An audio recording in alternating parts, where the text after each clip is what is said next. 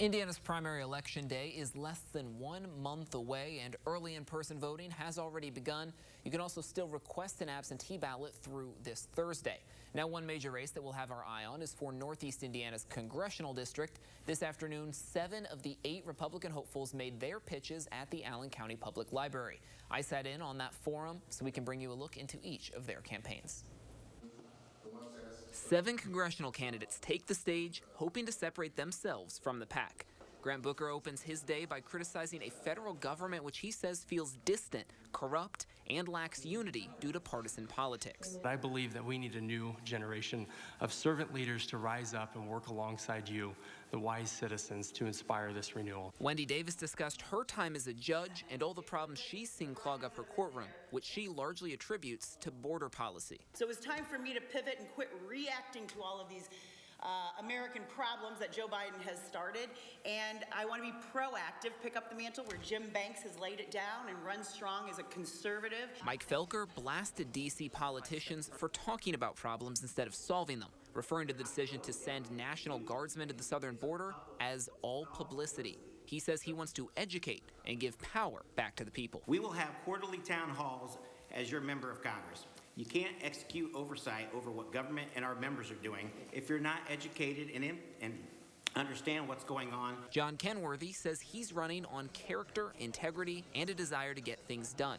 He was the only candidate to support funding for Ukraine and was critical of House Republicans like Jim Jordan and the Freedom Caucus, who he says are not interested in governing. But as far as achieving things and getting laws changed and moving our country in a conservative direction, you can't say no all the time.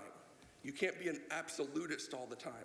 Tim Smith has summarized his campaign in 4 words: end wokeness, expand freedoms. He says the country needs an America First foreign policy and is critical of established politicians who he says asked him if he'd be willing to cede his votes to a caucus. This isn't about supposedly pure versus insiders. This is about insider versus outsider. This is about knowing how to get stuff done, which we need business people in D.C. to get stuff done. Former 3-term Congressman Marlon Stutzman argues that experience is needed at the moment. He's running for his old seat with a focus on southern border security and support for Israel. Hamas attacks Israel, and now we have Iran attacking Israel. We need strong leadership. We need experience in Washington, and that's what I would plan to be a part of. Eric Whalen takes a different approach. He called himself the Liberty and Constitution candidate, calling for an end to all foreign aid, an end to all gun control, and the repeal of the Patriot Act. He's also against any TikTok ban, calling it an infringement on free speech. I am sick of big government Republicans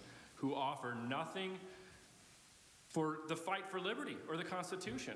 One additional candidate is in the mix, although he didn't take the stage. State Senator Andy Zay celebrated his son's all-state athletic accomplishments in Indianapolis, but sent in a video to the forum instead, highlighting his record with low taxes and public safety. Now is the time to elect an honest, proven conservative, one that has stood for you in the last 8 years as a state senator, and one that will stand for you in the halls of Congress in Washington, D.C. The 8 candidates will learn their fate during the May 7th primary. And in the Democratic primary, 2 candidates laid out their vision for the district in a similar town hall last weekend. You can hear from Kylie Adolph and Phil Goss in that story on our website, WFFT.com.